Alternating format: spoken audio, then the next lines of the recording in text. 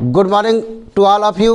मैं मुकेश सर। आज हम लोग कक्षा 12 गणित अध्याय 3 जो कि हमारा आव्यूह है, जिसे हम अंग्रेजी में क्या कहते हैं, मैट्रिक्स कहते हैं। इस अध्याय को हम लोग जो है कि शुरू कर रहे हैं। सबसे पहले हम इनकी परिभाषाओं के बारे में जानेंगे कि आव्यूह किसे कहते हैं या आव्यूह कितने प्रकार के होते हैं और इसमें कोटि किसे कहते हैं और इसके अवयव क्या क्या हो सकते हैं। तो आइए देखते हैं कि किस प्रकार से हमारा जो है कि आव्यूह क्या है और यह कैसे काम करता है। ठीक, चलिए अब देखते हैं कि सबसे पहले आव्यूह देखिए किसे कहते हैं। तो जो हमारा मैट्रिक्स है, संख्याओं या फलनों का एक आयताकार क्रम विन्यास है। सरल शब्दों में कहें तो जब हम कुछ आंकड़ों को पंक्तियों और स्तंभों के रूप में सजाकर लिखते हैं तो उसे आव्यूह कहते हैं। अब इसका क्या अर्थ है कि संख्याओं या फलनों को, तो मैं एक उदाहरण के माध्यम से आपको बताना चाहूँगा कि देखिए किस प्रकार से होता है। हम यदि किसी आव्यूह का नाम ए रखते हैं और उसे आपसे कहा गया है कि पंक्तियों और स्तंभों के रूप में लिखा जाता है, तो इस प्रकार से यदि हम कुछ लिखते हैं जो कि इसे आयताकार बोला जाता है, यह जो ब्रैकेट है, बड़ा वाला ब्रैकेट आयताकार बोलते हैं। आप छोटे वाले भी ब्रैकेट में लिख सकते हैं, ऐसा कोई बाउंडेशन नहीं कि आप इसी में लिख सकते हैं, इसमें नहीं लिख सकते, परंतु आपके बुक में केवल ये बड़ा वाले कोष्ठक का जिक्र किया गया है, आप इसमें भी लिख सकते हैं। अब ये जो संख्याएं लिखी गई हैं, इसी का नाम क्या है, आव्यूह है। और भी आप उदाहरण ले सकते हैं फलन के रूप में, जैसे साइन क्या है, साइन लिख सकते हैं, आप कॉस लिख सकते हैं। इसी प्रकार से यहाँ भी कॉस साइन हम लिख सकते हैं। ये भी हमारा क्या है, ये आव्यूह ही है, ये आव्यूह है। ये किस रूप में है, ये फलन के रूप में है, जबकि यहाँ पर क्या है, यहाँ पर संख्याओं के रूप में है। आगे बढ़ेंगे और भी एग्जाम्पल लेते हैं। मान लीजिए अगर c बराबर है तो c बराबर में आप लिख सकते हैं, यहाँ पर जैसे x है, ये देखिए किस प्रकार से लिया गया है, ये बहुपदी फलन है। ये बहुपदी फलन के साथ साथ आपका संख्या भी लिखा हुआ है इसमें। ओके, बहुपदी फलन के साथ साथ संख्या भी लिखा हुआ है। अर्थात आपसे पूछा गया कि आव्यूह क्या होता है, तो आव्यूह संख्याओं या फलनों का एक क्या है, आयताकार क्रम विन्यास। इसे क्या कहते हैं भाई, आयताकार आयताकार क्रम विन्यास है, जिसे हम दो रूपों में लिखते हैं। पहला क्या है, इधर से हम पंक्ति कहते हैं और इधर से हम क्या कहते हैं, स्तंभ कहते हैं। ओके, इधर क्षैतिज को हम क्या कहते हैं, पंक्ति, और जबकि ऊर्ध्वाधर को क्या कहते हैं, स्तंभ कहते हैं। ओके, अब ये आगे डिफिनीशन में हमारा आएगा कि पंक्ति को I से प्रदर्शित करते हैं जबकि स्तंभ को J से प्रदर्शित करते हैं। ओके, अब आगे हम बढ़ेंगे और आगे जो है कि जानेंगे कि इसके बारे में और जानकारी लेंगे कि क्या क्या है। अब इसके जो मुख्य बिंदु क्या क्या है कि आव्यूह की संरचना। अभी हमने कहा कि आव्यूह की संरचना दो प्रकार से की जाती है। यहाँ पर आप देख सकते हैं, या तो बड़े कोष्ठक में लिखा रहता है या तो छोटे कोष्ठक में लिखा जाता है।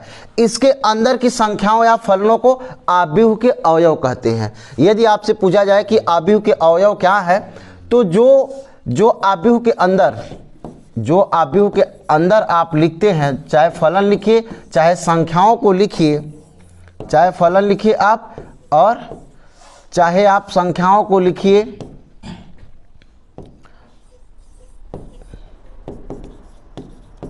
ये सब के सब क्या है, ये हमारा जो है कि बहुपदी फलन है, ये जबकि हमारा संख्या है।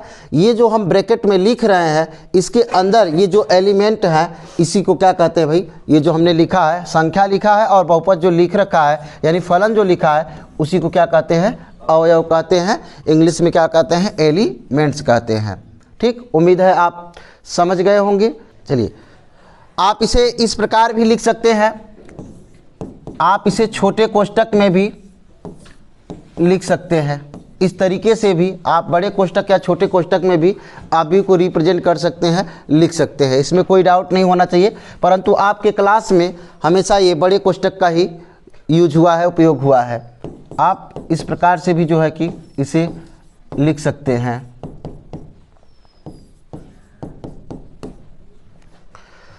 आइए बढ़ते हैं अगले डिफिनीशन की ओर। अगली परिभाषा देखते हैं कि अगली परिभाषा क्या है।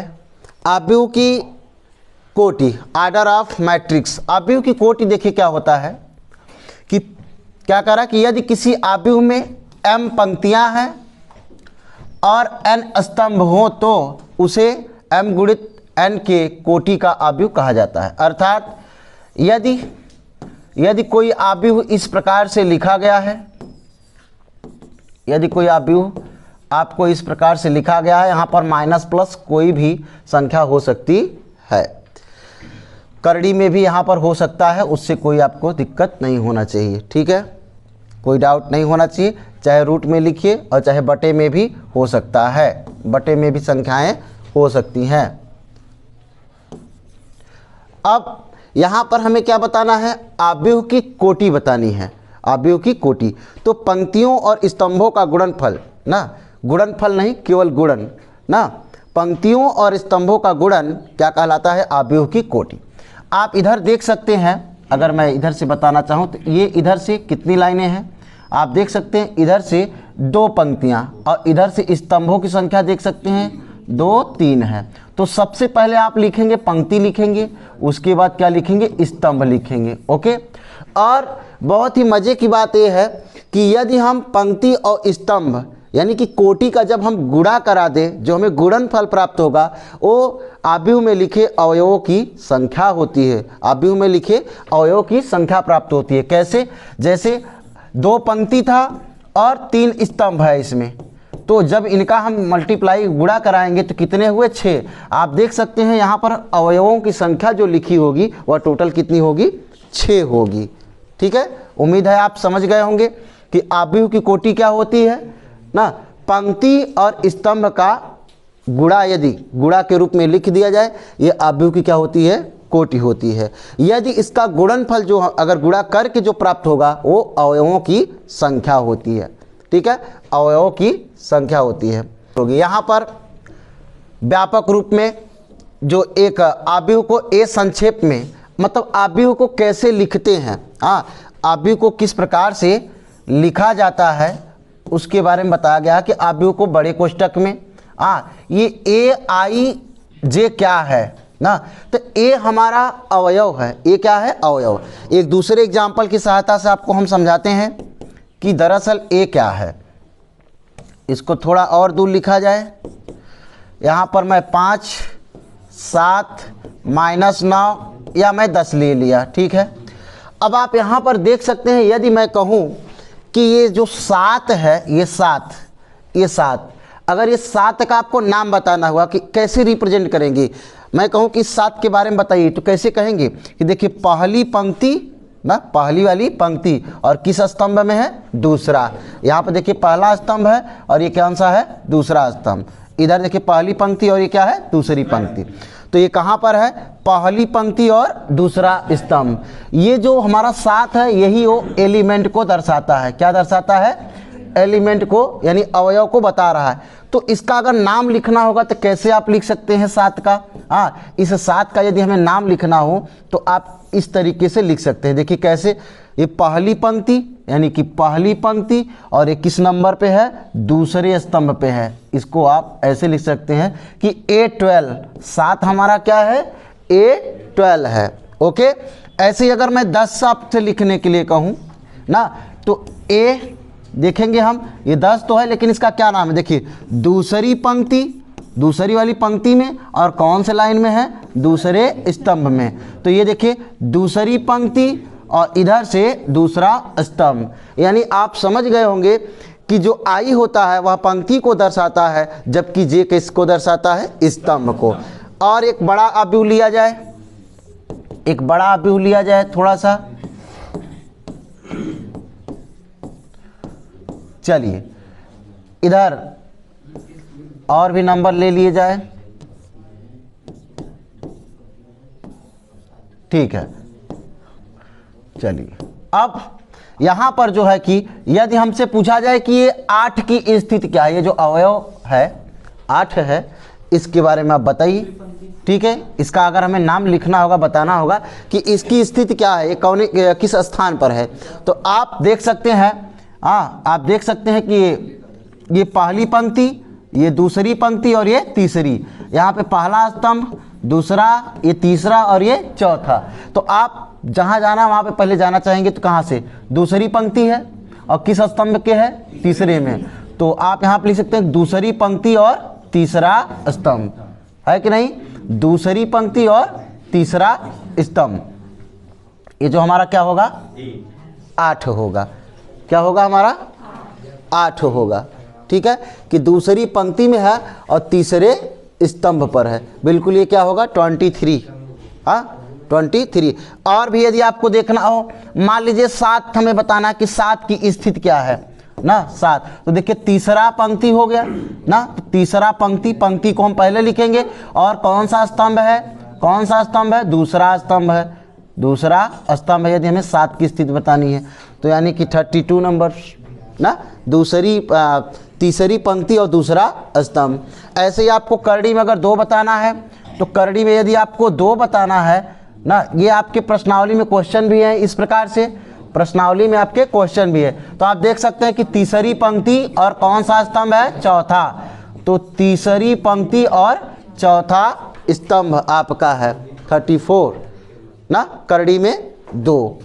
और आप यहाँ पर देखिए जिक्र भी किया गया है कि आई पंक्ति की संख्या को दर्शाता है, जे स्तंभ की संख्या को दर्शाता है, और ए जे उस अवयव को दर्शाता है। देखिए ए जे, वही हम यहाँ पे बता रहे हैं कि जो ए जे हमारा है, ठीक है, ए आई जे हमारा क्या है भाई, अवयव को ना, उस अवयव को दर्शाता है जो आईवीं पंक्ति और जेवें स्तंभ में स्थित है। ओके, आइए बढ़ते हैं अगले डिफिनीशन की ओर। अगली जो हमारी परिभाषा है कि यहाँ पर आव्यूहों के प्रकार दिया हुआ है कि how many types of matrices, तो जो है कि आव्यूहों के प्रकार के बारे में जानेंगे। सबसे पहले कह रहा कि पंक्ति आव्यूह यानी रो मैट्रिक्स ना, पंक्ति आव्यूह। देखिए इसमें क्या होता है, पंक्ति आव्यूह, नाम से ही पता चल रहा है कि वह आव्यूह जिसमें केवल एक पंक्ति होती है उसे क्या कहते हैं, पंक्ति आव्यूह कहते हैं, जिसमें केवल एक पंक्ति होगी। उदाहरण के लिए आपको बताना चाहेंगे कि आप देख सकते हैं कि हमारा पंक्ति आव्यूह जिनमें केवल एक पंक्ति हो, जिनमें केवल एक पंक्ति हो, ये देखिए सब के सब क्या दिखाई देंगे आपको, ये जो है कि पंक्ति आव्यूह के उदाहरण होंगे। करड़ी में 3, 4, -6, आगे भी आप जो है कि बढ़ा सकते हैं, लेकिन पंक्ति एक ही रहेगी। देख रहे हैं पंक्ति एक, स्तंभ चाहे जितना हो उससे आपको दिक्कत नहीं होना चाहिए, स्तंभ चाहे जितना हो।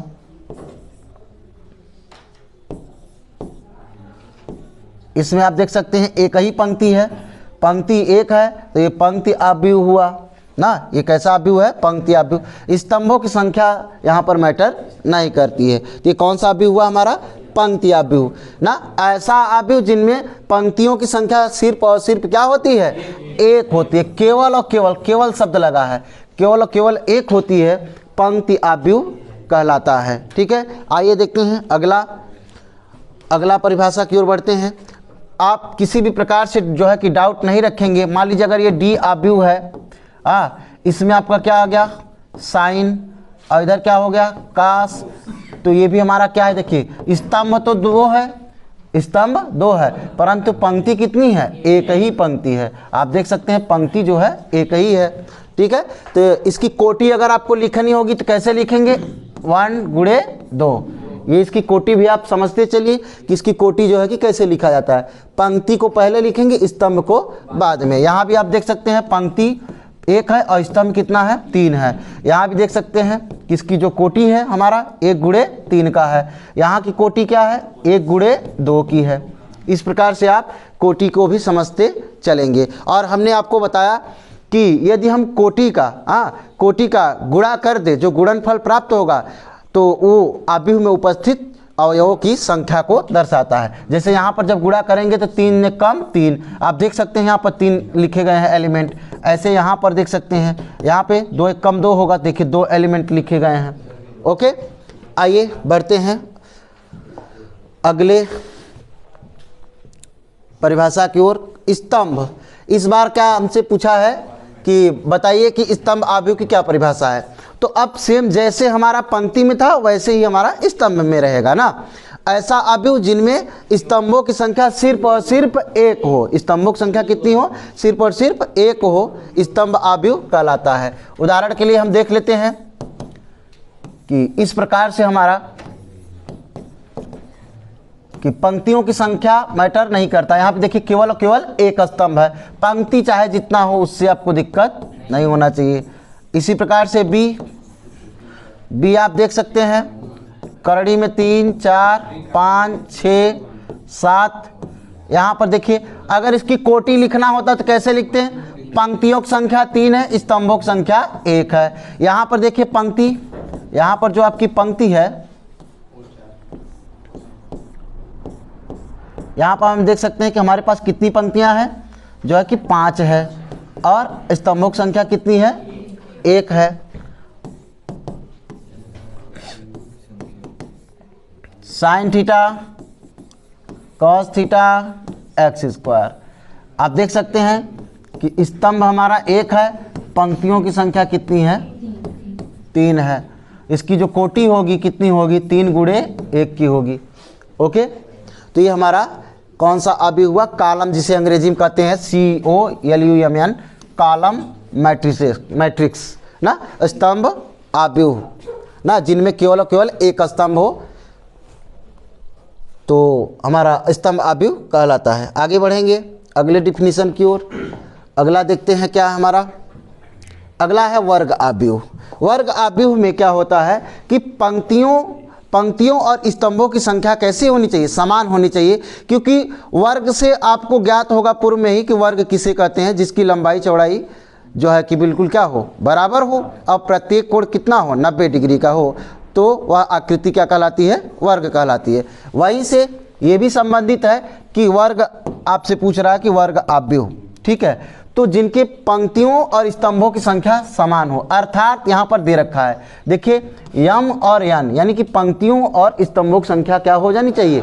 बराबर हो जानी चाहिए, तो हमारा क्या होगा? वर्ग आव्यूह होगा। ठीक है, तो सबसे पहले बहुत से बच्चों को कन्फ्यूजन रहता है, बहुत ज़्यादा दिक्कत होता है, क्या यह एक वर्ग आव्यूह है? बिल्कुल यह एक वर्ग आव्यूह है। कैसे काम कर रहा है? क्योंकि जो है कि हमारा स्तंभों की संख्या भी आप देख सकते हैं 1 है, पंक्तियों की संख्या भी 1 ही है, यानी कि जो हमारी स्तंभ और पंक्ति का जो है कि क्या बिल्कुल बराबर है, स्तंभ और पंक्ति बिल्कुल बराबर हैं, इसलिए हमारा वर्ग आव्यूह हुआ। 2 5 4 कोटि ही आप लिख लीजिए, तुरंत पता चल जाएगा। देखिए 2 पंक्ति 2 स्तंभ, 2 गुणे 2, यानी कि कोटियाँ कैसी होनी चाहिए? बराबर होनी चाहिए।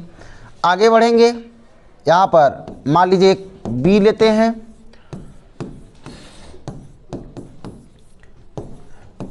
कुछ भी आप लिख सकते हैं।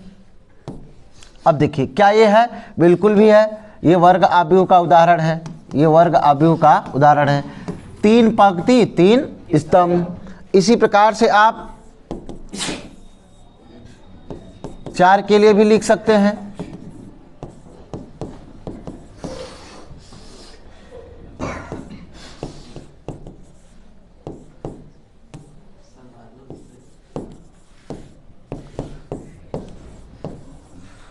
ये देख सकते हैं आप कि कितनी पंक्तियां हैं यहाँ पर? 4। यहाँ पर 4 पंक्तियां हैं, और स्तंभों की संख्या भी आप देख सकते हैं 4 ही हैं। अब अगर आपसे पूछा जाए कि इनमें अवयवों की संख्या कितनी होगी, अवयव एलिमेंट कितने होंगे, तो 16 होंगे। सीधा सीधा आप मल्टीप्लाई करा के देख सकते हैं कि 16 अवयव होंगे। इसी प्रकार यहाँ पर 2 दूना 4 अवयव होंगे, देख सकते हैं सामने। यहाँ पर 1 एक कम 1 अवयव है, ठीक है, और इधर 3 3 का 9 अवयव उपस्थित है आव्यूह में।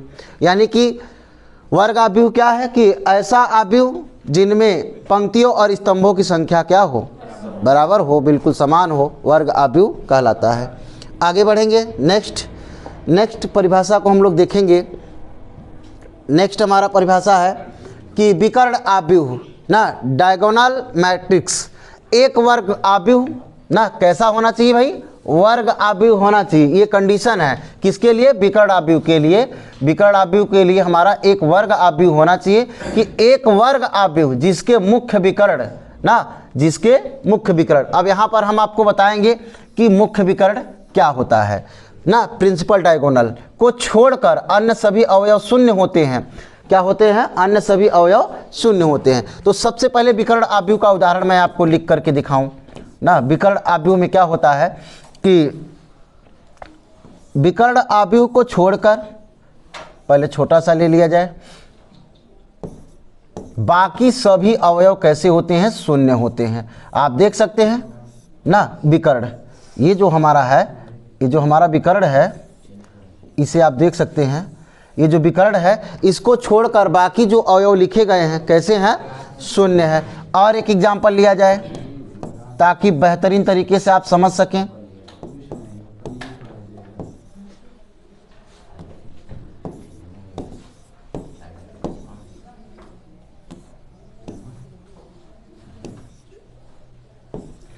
ये भी देखिए विकर्ण आव्यूह का एग्जाम्पल है।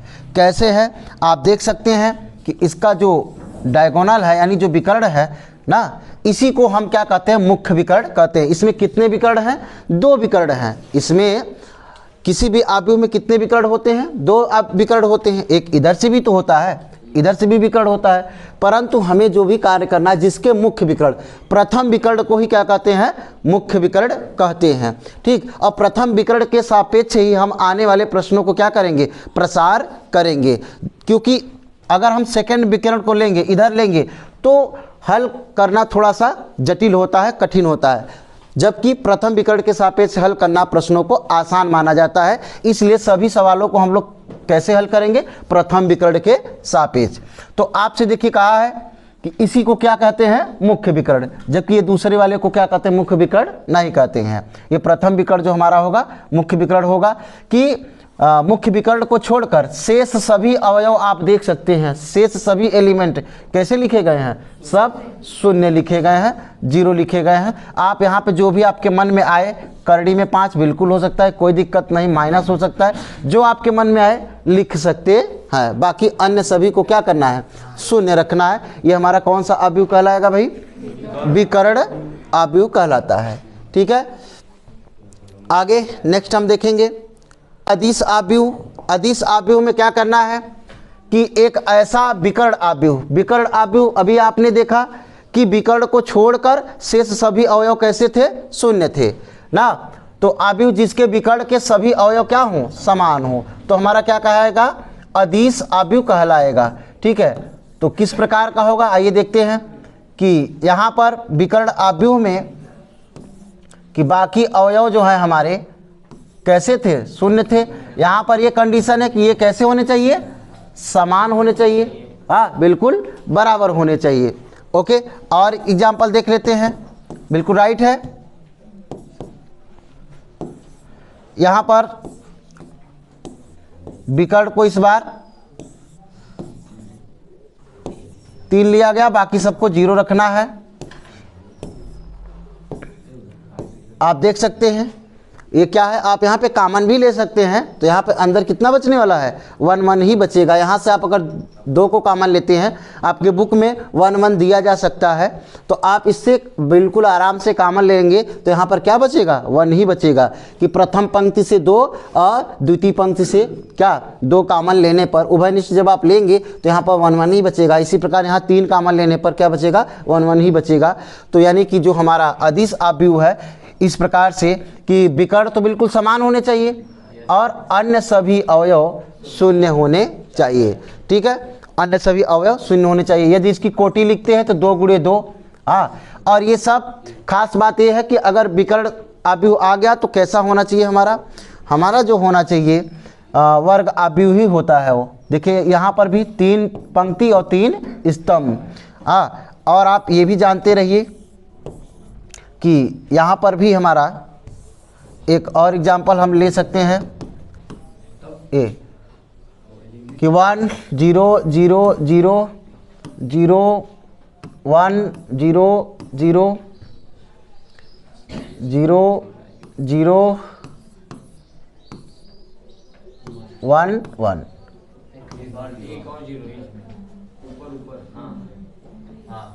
ठीक है, ये भी हमारा देखिए क्या है ना, अदिश, हाँ अदिश आव्यूह ये भी हमारा है। इसमें 4 पंक्तियां हैं और 4 स्तंभ है।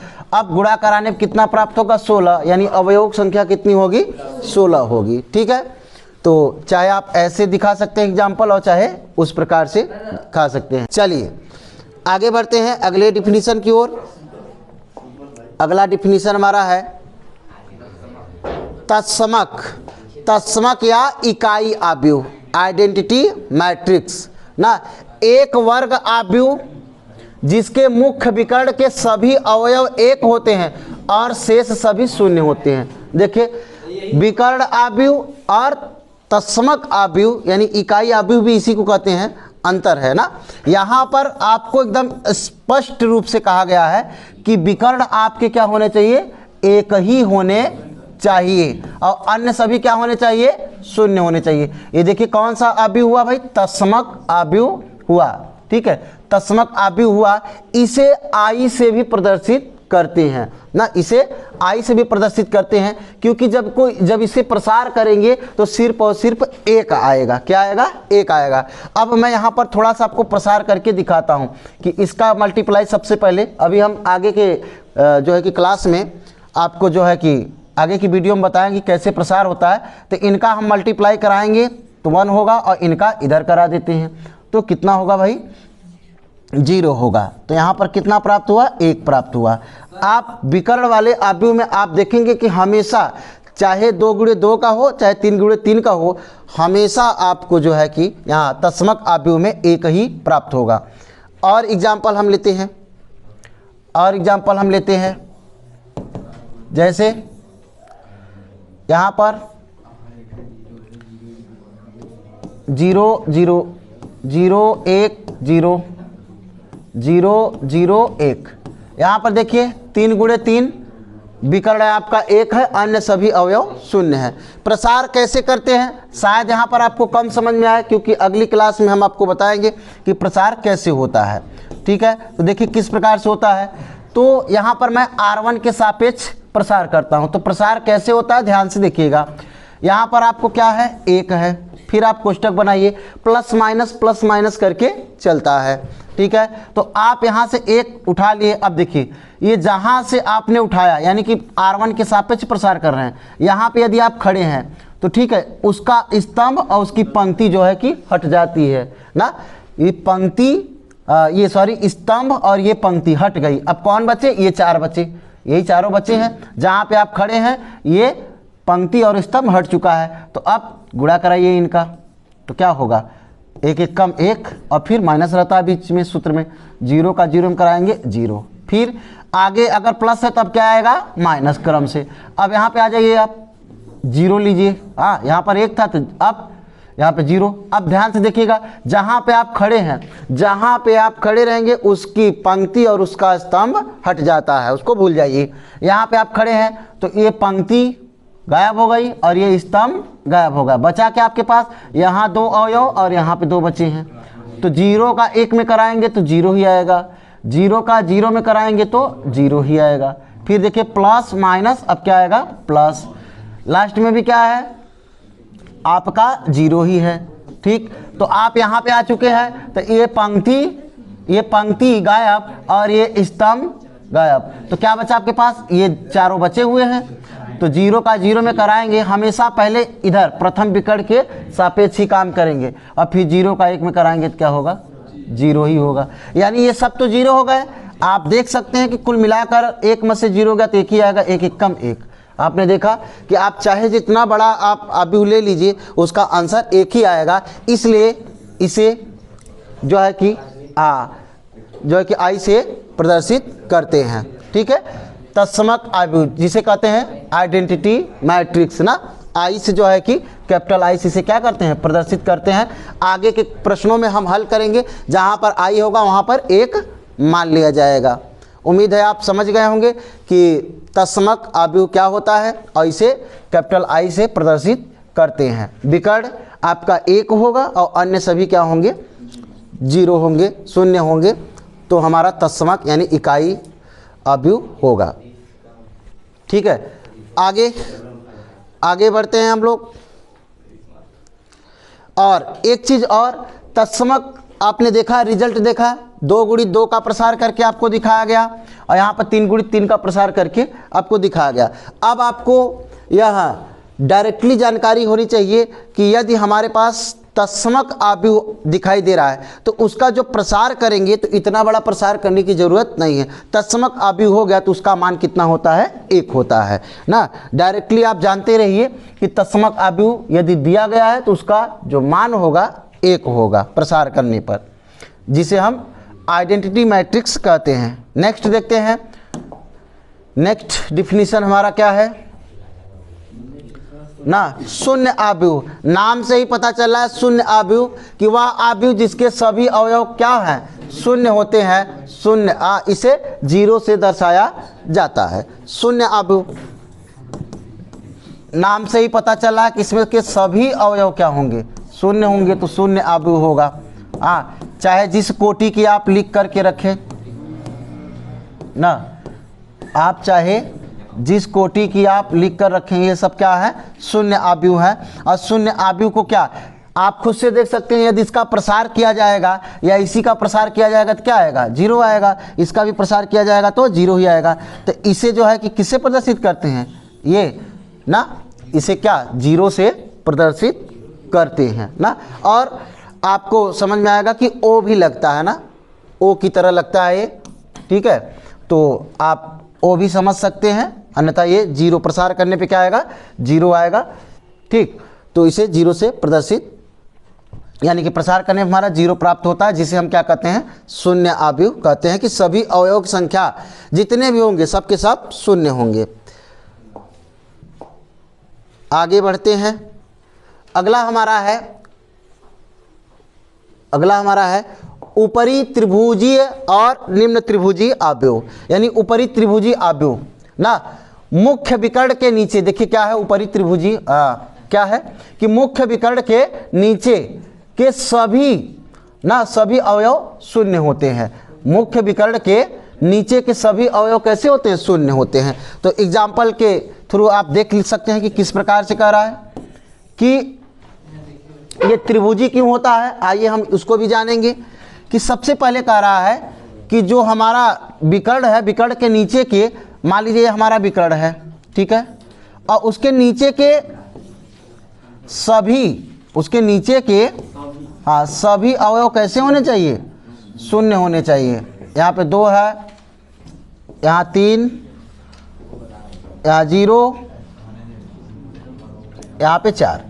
अब ये देख सकते हैं आप ना, क्या कह रहा है कि जो हमारा मुख्य विकर्ण है, यानी जो प्रथम विकर्ण है, प्रथम विकर्ण जो हमारा दिया हुआ है, प्रथम विकर्ण जो हमारा दिया हुआ है, इसके नीचे के सभी अवयव कैसे होने चाहिए, शून्य होने चाहिए। ठीक, अब इसका त्रिभुजीय नाम क्यों पड़ा, आप देख सकते हैं कि यह एक त्रिभुज की तरह बन रहा है। आप इनको अगर मिला करके देखेंगे, तो ये त्रिभुज की तरह बन रहा है। इसकी वजह से इसे त्रिभुजीय अवयव जो है कि कहा गया। ठीक है, नीचे के देखिए सभी अवयव कैसे हैं, शून्य है। अब इनको जब मिलाते हैं तो क्या बन जाता है, त्रिभुज बन जाता है, इसलिए त्रिभुजी होते हैं, त्रिभुजी अवयव। आगे अब आपसे ये हमारा हो गया ऊपरी वाला। अब निम्न वाला देखते हैं, निम्न वाले के लिए क्या है, करा निम्न त्रिभुजी ना, मुख्य विकर्ण के ऊपर के सभी अवयव क्या होते हैं, शून्य होते हैं। मुख्य विकर्ण एक अवयव हम बना लेते हैं, तो कर्णिम 3 0 और यहाँ पर 4 3, ऊपरी वाले में यहाँ पे क्या है, निम्न वाला है। तो मुख्य विकर्ण के ऊपर के सभी अवयव क्या रहेंगे, शून्य रहेंगे। यहाँ 3 0 0 4 5 0 और 2। अब आप देख सकते हैं कि ये जो हमारा मुख्य विकर्ण है, ये जो हमारा मुख्य विकर्ण है, इसके ऊपर के सभी अवयव कैसे हैं? शून्य है। और यहाँ जब इनको हम मिला दें इस प्रकार से तो ये क्या बन जाते हैं? त्रिभुज बन जाते हैं। इसलिए जो है कि त्रिभुजीय अवयव कहलाते हैं। देखिए मुख्य विकर्ण के ऊपर के, यदि मुख्य विकर्ण के ऊपर के सभी अवयव क्या हो जाए? शून्य हो जाए तो निम्न त्रिभुजीय अवयव कहलाते हैं, और यदि नीचे शून्य हो जाए तो ऊपरी त्रिभुज कहलाते हैं। Thank you so much watching this video. उम्मीद है वीडियो आपको पसंद आया होगा। वीडियो पसंद आया तो लाइक करें, सब्सक्राइब करें और शेयर करना ना भूलें। आप सभी को मकर संक्रांति की ढेर सारी शुभकामनाएं। जय हिंद। जय हिंद सर।